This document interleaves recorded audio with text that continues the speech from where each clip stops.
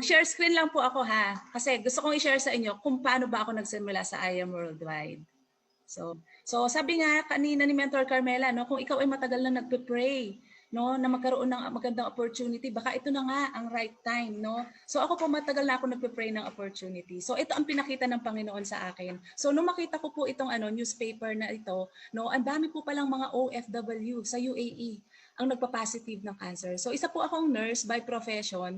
So sa field po ng work kong nung nasa Dubai ako, 9 years po ako sa health insurance and then 3 years po sa hospital setting. So mahirap po mag-alaga ng may mga cancer. So nung nakita ko po ito, parang very alarming itong newspaper na ito, no. Headline siya sa isang Filipino newspaper. So kinuha ko po itong newspaper na to, dinala ko po sa office at doon ko po na-confirm, no, sa mga kasama ko sa ibang department na sobrang dami nga po pala ang nagkakaroon ng cancer. No, actually hindi lang po cancer sa mga Pilipino po sa Dubai, no, ang dami pong inaatake rin inaatake sa puso, ang dami rin yung mga na-stroke. So at the age of 30, no, kasi may mga kaibigan po ako mga nurses sa government hospital. Imagine po, no, halos napupuno po yung ICU ward ng mga kababayan natin, halos Pilipino, nabuksan ng ulo, inatake, no. Alam niyo po yun, kalahati paralyzed ang katawan. So, nakakalungkot lamang po na itong mga kababayan natin na sobrang nagsasakripisyo para sa kanilang pamilya sa Pilipinas, ito po yung kanilang nakukuha, no, mga sakit, no, hindi lang cancer, no, ang dami pong mga sakit. So, ito po yung pinakita ng Panginoon sa akin. Kaya nung nakita ko ito, hindi na ako nagkaroon ng peace of mind, no, dahil sobrang dami. Pinaka number 1 po marami rito yung mga may breast cancer. So, syempre, bilang nanay, no, kami po kasi ay may lahi, no, nasa family history kasi namin, mga tita ko, mga pinsan ko, halos namamatay sila breast cancer. So, bibihira lang po yung namamatay sa mga kamag-anak ko na yung may mga sakit sa puso, diabetes, halos cancer po lahat. Pinakamarami dyan is breast cancer. So, nagkaroon po ako ng takot, no? Dahil nga nakita ko yung aking mga pinsan na nawalan silang ng nanay at the very young age. So, ayoko po yan mangyari sa aking mga anak. So, after a month na makita ko po ito, no, nagpa-check ako sa doktor agad-agad. So, dun sa breast examination ko po, no, nakakita doon na marami akong bukol sa right breast. Actually, nung college po ako, naoperahan na po ako sa left breast. Nakakuha sila ng malaking cyst doon. Buti na lang po, it's benign. Pero syempre, no, habang tumatagal po yan, kapag mali ang lifestyle natin, pwedeng bumalik yung mga bukol at pwedeng mauwi ng malignancy. So, ayan, after a month, no, nakita, mayroon po akong cyst, no? So, dali-dali po akong naghanap, no, kung ano yung pwede kong inumin na natural. Kasi sabi ng doktor, hindi natin ooperahan kasi nga maliit pa. So, hintayin natin na lumaki sila. So, syempre, ayaw natin lumaki yung mga bukol natin kasi pwedeng umuwi sa sa maging cancerous siya, no? Kaya natakot ako. Kaya ganoon na lamang po, no, yung pagre-research ko, nakita ko yung testimony ni Miss Maritoni Fernandez na doon yung video niya na umiiyak. So imagine niyo po, no, doon pa lang sa video na yun, para ako na love at first sight. Hindi pa man ako umiinom ng barley, ramdam ko na, no, na magkakaroon ako ng kagalingan. So kumuha po ako kagad business package. Naghanap ako ng distributor sa Pilipinas kasi sa Dubai po ay wala pa. No? So naghanap ako sa Pilipinas at pinadala kaagad after a month, no, na-receive ko po yung yung products. Tapos hindi lang po yun, no, gusto rin kasi natin na ipalaganap yung barley natin sa maraming mga kababayan natin na nagkakaroon ng cancer. So dito ko po nasimulan yung ating journey natin sa pagbebenta ng ating barley. So ayan po, after 3 months natunaw po yan, hindi lang yung breast cyst ko, ganun din po yung ovarian cyst. No, so marami po akong nagkaroon ng kumbaga sa family namin, maraming nagkaroon ng magandang testimony. Actually, sa mga kaibigan ko po, isa na diyan yung nanay ko na may eye cataract din, no. Ayaw magpa-opera ni nanay ko kasi nga po is bukod sa mahal, may kumbaga yung mga takot siya sa side effect na pwede niyang ikabulag pa, no. Halip nalilinaw ang mata, pwede niyang ikabulag. Pero alam niyo po yun, nagbarley lang siya continuously after 4 months po, no.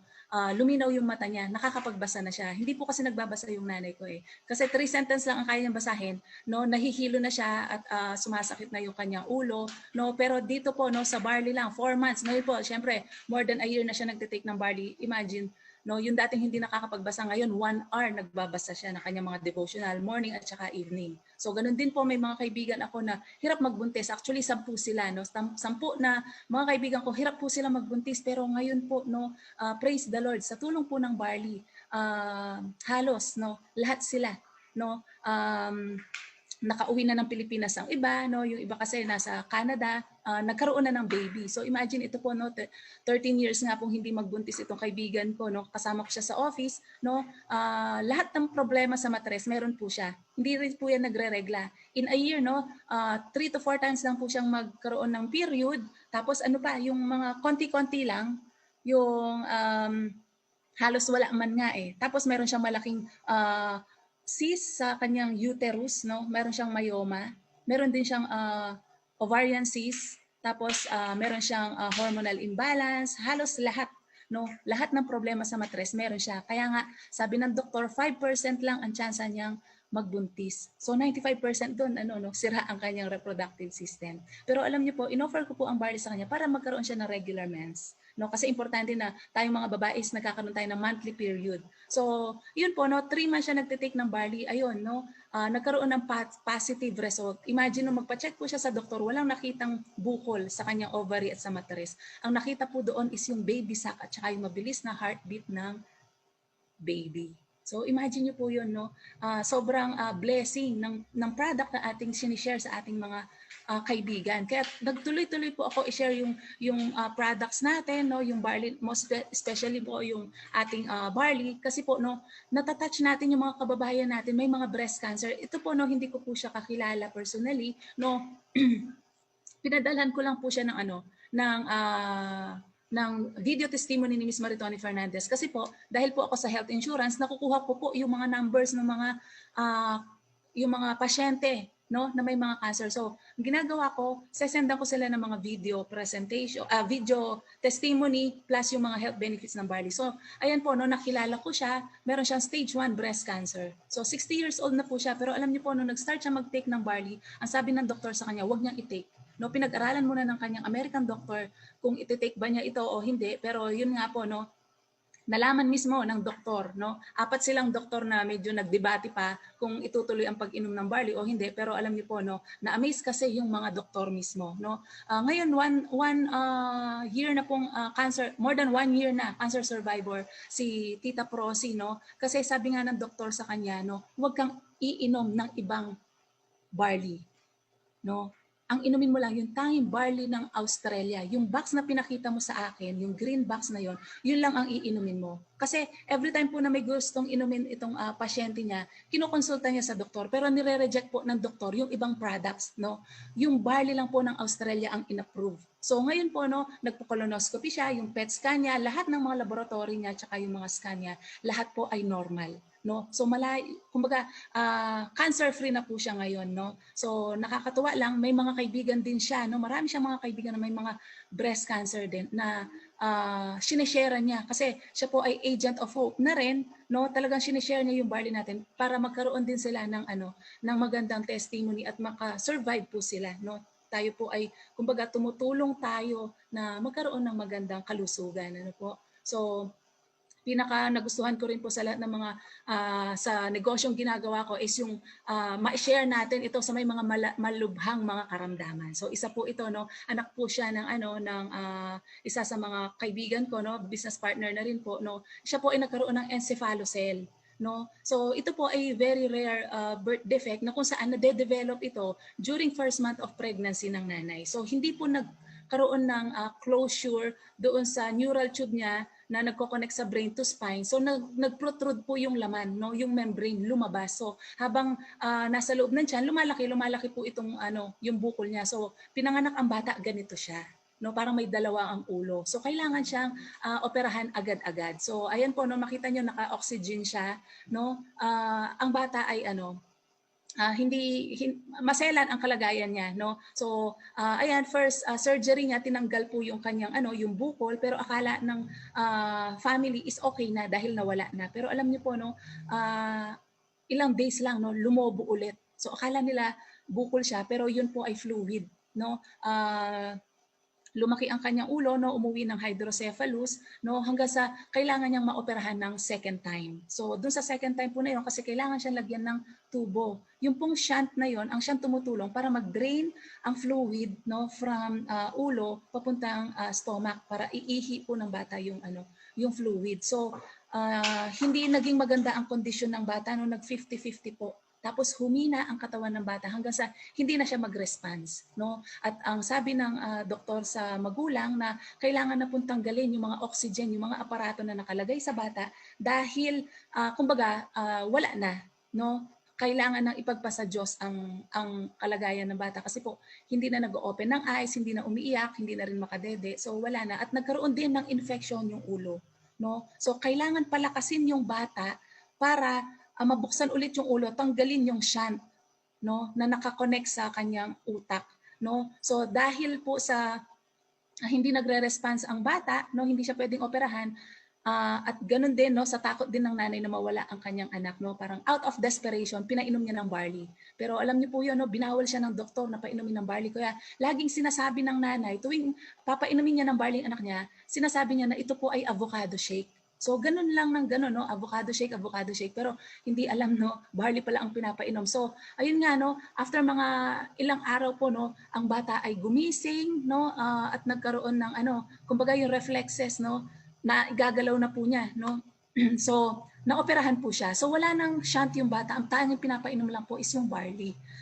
So, doon po sa barley na pinapainom ng nanay na pinagbabawal po ng doktor, dito po, no? Dito nakasurvive ang bata. No, dito nadugtungan ang kanyang buhay na ang sabi ng doktor, kapag hindi na nag-respond si Baby Ken, tatanggalin na po ng tuluyan ang mga aparato kasi hindi na nagkakaroon ng voluntarily breathing ang bata. Talagang hindi na siya huhumihinga kapag tinanggal ang oxygen. So wala nang saysay kumbaga. Pero imagine niyo po no, ang batang sabi nga ng doktor, wala nang tsansa. Pero ngayon po, nakauwi na siya sa kanilang bahay. After more than 8 months na nasa ospital ang bata, naging critical. Ngayon po, no, sobrang sigla ng bata, no, ang ganda niya makipaglaro at nakapag-celebrate na rin siya ng first year birthday niya. At imagine niyo po, yung birthday na ginawa sa kanya, no, very special.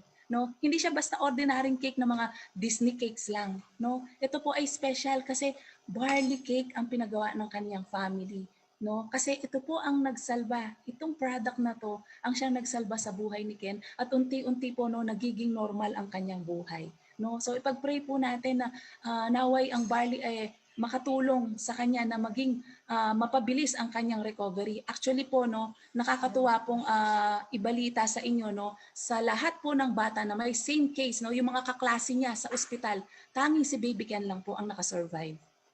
The rest of the babies, lahat po yan ay nagpaalam na at nasa piling na po ng Panginoon ngayon. No, siya lang po ang nakasurvive. So, napaka-amazing lang ng ating product. Kaya hindi po nakakahiyang i-share yung product natin. No? Mahihiya po ba kayo na i-share yung barley natin? Na kung ito ay nakakatulong para magdugtong ng buhay no ng ating mga kaibigan, ng ating mga kakilala, di ba?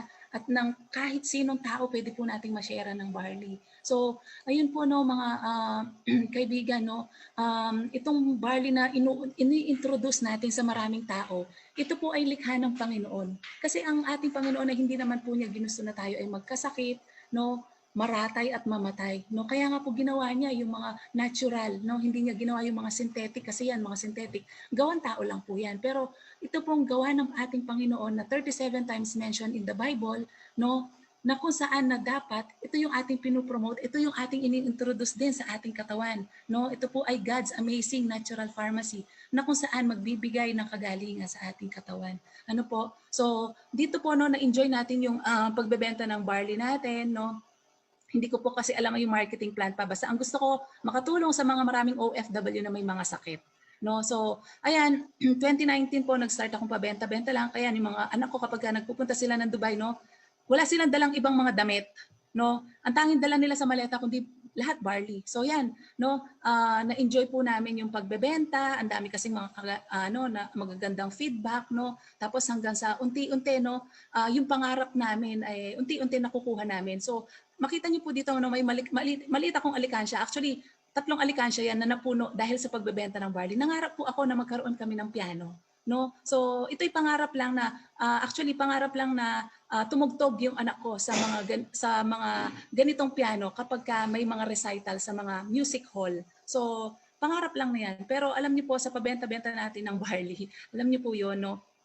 Nakapag-ipon tayo ng pambili natin ng piano, no? Dahil po sa napakaganda ng ating products, no? Hindi ko rin po ine-expect na magkakaroon din po kami ng ganyan sa loob ng bahay, no? Hindi ko rin po ine-expect na everyday pala pwedeng mag-recital, no? Ang akala ko po kasi once a year lang ang recital, no? Kapag graduation lang ng anak ko sa piano. Pero ito po, halos everyday nagre-recital kami sa loob ng aming bahay. So, nakakatuwa lang, no? Ito pong piano na to, no? Yung baby grand piano namin is katas po yan na pabenta-benta natin ng barley. No po? So, hindi po ako magaling sa business kasi po isa po akong nurse, no, hindi ko rin alam yung marketing plan. So dinededma ko lang yung marketing plan dati, no, kasi nag-enjoy po ako sa pabenta-benta ng products natin. Pero one time po, no, nagkaroon ng CSEL sa Dubai at na-meet ko tong mga taong to. Imagine, ang dami nila, ang lalaki ng grupo nila at ako lang po ang tanging mag-isa na walang grupo, walang downline, no.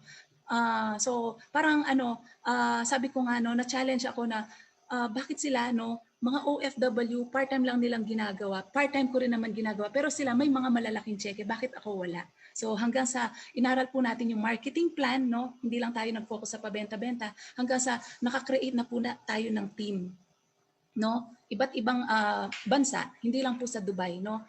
Meron tayong team Luzon, Visayas, Mindanao at meron din po tayo sa Africa, no? Meron tayong mga sa US, sa Canada. So marami na po tayong marami na rin po tayong mga naging leaders, no? Kahit saan po kasi pwede natin gawin ang negosyo, no? Kahit na ikaw ngayon ay nasa Pilipinas, nako, yung mga business partners niyo po, no, pwedeng ibang lahi, no? Pwedeng nasa ibang bansa sila. So ito po, no, yung naging journey ko sa IM, tayo po ang naging first millionaire sa Dubai. So tayo na rin po ang unang nag for good kasi wala na po akong inaksayang mga panahon na kasi gustong-gusto ko na pong makapag for good sa Pilipinas para maalagaan yung aking mga anak. So hindi lang po yan, no, may mga kaibigan na rin po tayo na nakapag for good na rin, no.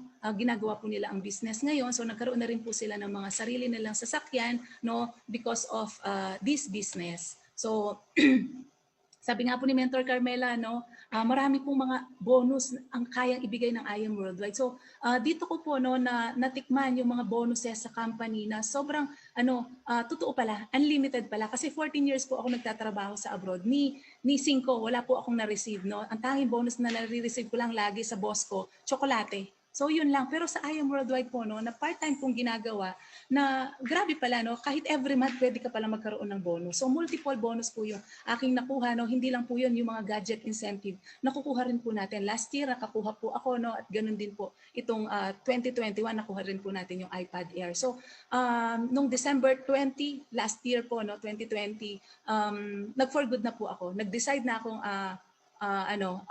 naglakas loob ako na iwan ang aking trabaho, although maganda naman po yung yung company namin, pero syempre ang sahod kumbaga tama lang, hindi siya nakakaipon talaga, no. So because of this business nagkaroon po tayo kahit papaano nakapag-ipon din po tayo. So imagine niyo rin po, no, sa tagal naming OFW, no, hindi na po ako mahihiyang ikwento sa inyo na kami po ay hindi naman talaga yumaman sa pagiging OFW. No? So sa 14 years hindi po kami nakapagpundar ng aming bahay, no. Wala po kaming napundar din na sasakyan, no. Pero alam niyo po 'yon, no, nung inuwi namin na year 2017 ng aming mga anak, no. Tinira lang namin sila sa maliit na apartment, no. Walang ventilation, napakasikip, napakainit, no. Hindi komportable, laging barado ang CR, no. Nag-online school lang po sila sa bed. No, imagine niyo po 'yon, no. Ang anak ninyo, no, mag-online class sila, nasa higaan lang, hindi komportable kasi nga maliit lang po yung apartment na tinitirhan nila, no. Kanya-kanyang position na yan sila. So syempre, barado rin lagi ang CR. So hindi talaga komportable, no. Hindi ka komportable mag-aral diyan, no. Kung mabaho yan ang CR, no, wala namang pakialam ang walang pakialam ang landlady niyo, no, kahit na magbara pa yan. So talagang hindi komportable. Kaya dito ko po, no, dito talaga na ayokong parang ayokong tumira kami ng panghabang buhay sa ganitong sitwasyon. Gusto kong matanggal ang aking mga anak dito. So, kaya nga po, no, hinataw natin ang business, no, hanggang sa December 13 po, no, nag-last day tayo sa apartment na aming tinutuluyan, hanggang sa dahil ginagawa po namin ang negosyo, no? Unti-unti po ay nakapagpundar tayo, nakapagpatayo po tayo ng bahay at nakalipat na rin po tayo sa sariling bahay natin. So, sobrang sarap lang po sa pakiramdam, no, na makauwi na pala sa sariling tahanan. Ano po? So, nung pandemic po kasi, no, na last year, nagsimula po na ang sahod ng aking asawa ay babawasan. 30% po is malaki na po sa amin ang 30%, no? Ngayon po hindi lang 30%, halos 50% nga po ngayon kinakaltas na, no? Nawawala na, no? Pero ang masaklap lang doon, no? Kung minsan, no, dumarating sa time na hindi na makapagpadala ang asawa mo sa'yo. Pero alam niyo po yun, ang Panginoon po ay hindi naman natutulog. Binigyan po niya tayo ng business. No? Yung pinagpe-pray natin, no, binigay naman ng Panginoon eh. 'Di ba? Hatawin lang po natin ang business. So, ginawa po namin ang negosyo hanggang sa unti-unti po nagkaroon ng kulay ang aming bahay, nagkaroon ng tiles, nagkaroon ng bakod, no, because of the business, no. May mga unlimited bonuses po tayo na sobrang amazing din ng ating products na kung saan, no, ito na yung nagpro-provide para matapos po yung aming bahay, no. So, imposible po itong matapos kasi nga po nag-pandemic, no. Wala nang halos natitira sa sahod ng aking asawa. Pero yun nga po, no, mayroong binigay ang Panginoon. Merong I am worldwide. So, hanggang sa unti-unti po, no, kailan lang, no, nung March, no, natapos po completely yung aming bahay. Although wala naman po siyang masyadong gamit pa, ang importante, tapos na po siya. At ngayon po ay nakapag-for good na tayo at full-time na natin ginagawa ang negosyo. So, yung mga anak ko, hindi rin sila makapaniwala kasi actually po hindi na sila naniniwala every time na sinasabi ko na magpa-for good na ako, 6 months na lang, 6 months. Kasi yun po lagi ang promise ko 6 months na lang uuwi na si mami. Pero imagine, hanggang sa umabot po ng 4 na taon, hindi ako nakauwi. Pero buti na lamang po, merong I am worldwide na siyang nakapagpauwi na sa akin. So, sobrang saya lang namin, no, every umaga, no, every gising is a blessing kasi magkakasama na kami, no. So, ayan po yung katas ng ating barley. So, ito favorite spot ko po sa bahay namin kasi ito pangarap lamang po namin eh. Pangarap ko po ito talaga. Sabi ko sa asawa ko, gusto ko na may piano sa bahay, sa ilalim ng hagdanan. So, nangyari po yan siya sa tulong po ng barley natin. Nakabili tayo ng piano, no. Actually po, no, sa sahod po namin, hindi ko po kayang bilhin kasi ito eh. Kung bibili man po ako ng piano, yung mga simpleng piano lang, yung upright piano, pero ganito po na grand piano, ito po ay kumbaga para sa akin is extraordinary po kasi ito eh. So malaking achievement po sa akin ito na ngayon po, no, bukod sa meron tayong ganitong business, meron tayong piano, yung pong anak ko ay nagkakaroon din po ng parang libangan, no, hindi siya nagfo-focus na lang sa cellphone, sa gadget ngayon.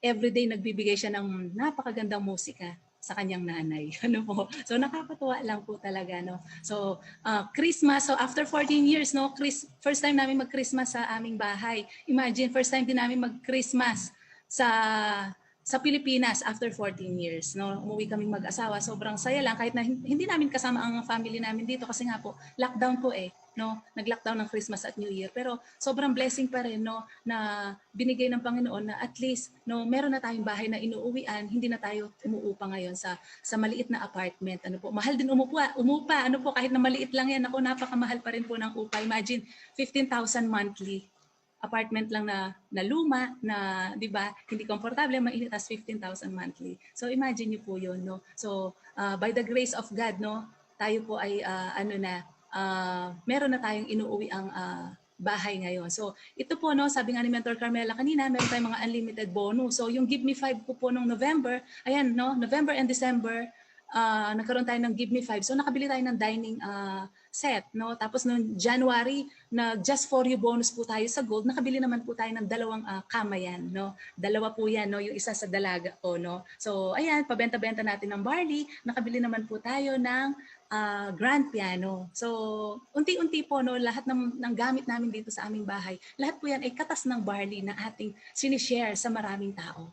Katas po yan na negosyo na ating ginagawa ngayon, no. So ngayon po, no, I am proud to say na full-time ko na pong ginagawa ang I Am Worldwide. 7 months na po akong bakante. 7 months na po akong walang trabaho. Hindi na rin po ako bumalik ng Dubai. At sabi ko nga, no, kung wala pong I Am Worldwide, siguro baka nasa Dubai pa rin ako ngayon. Baka babalik pa rin ako. Sa hirap po ng buhay dito sa Pilipinas, no, malamang sa malamang maiiwan na naman po yung aking mga anak. Pero because of this business, no, nung time na wala tayong trabaho, no, Pero ito po ang binigay ng I Am Worldwide na income sa atin. So January 340,000 tapos nung April lang po 162,000. So ito pong June nagkaroon po tayo 203,000. So lahat po ng kumbaga yung pinagpe-pray po natin sa Panginoon na kasi lagi ko po sinasabi sa kanya na Lord, kung pwede po sana bigyan niyo ako ng business na pwede kong gawin sa Pilipinas na siyang magpapa-for good sa akin. Pero alam niyo po napakagaling ni Lord.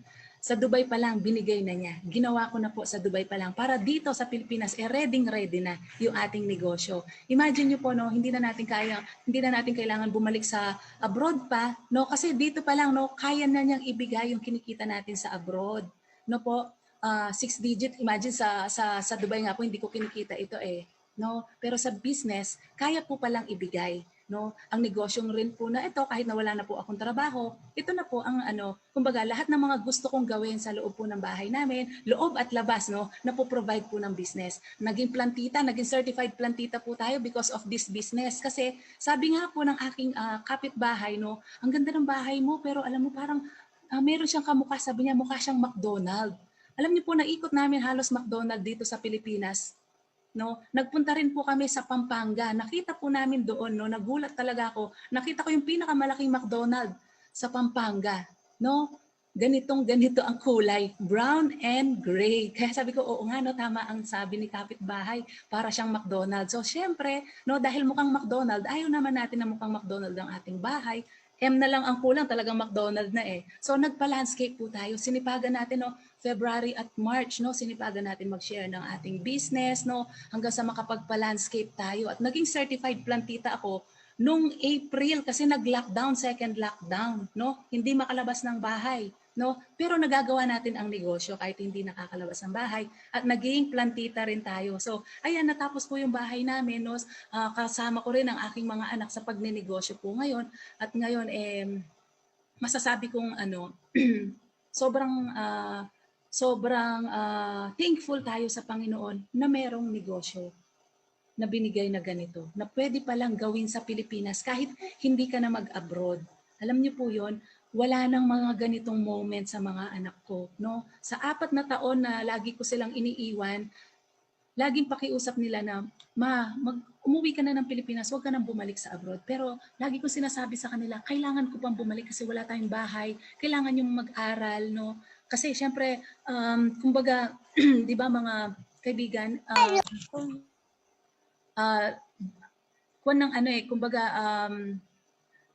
gusto natin na magkaroon ng magandang buhay ang ating pamilya, kaya tayo lumalayo sa Pilipinas. So, ang dami pong oras na nawala na hindi ko kasama. Yung 4 na taon na yun, masyadong matagal po yun para sa akin. Kasi, ang sabi ko sa kanila, 6 na buwan lang. Pero hindi siya nangyari. Umuwi siya ng 4 na taon. Bago ako nakapag-for good. But because of this business, napabilis yung aking pag-for good. Actually po, kung wala ang I Am Worldwide, malabo pa po ang pag-for good ko . Pero merong binigay na tool ang Panginoon. Sabi nga dito, time is more valuable than money. You can get more money but you cannot get more time. Yung 4 na taon na nawala sa akin, hindi ko na po yun maibabalik. Yung sumbat sa akin ng aking panganay na anak, sobrang sakit. Na ang sabi niya sa akin na sinabi mo 6 months ka lang, pero natapos ang 2017, 2018, ngayon magto-2019 na, sasabihin mo na naman 6 months na naman. Tapos matatapos na naman yung 2019, wala na naman. Ako lang ang walang nanay dito, sabi niya. Lahat ng mga kaklase ko may mga nanay.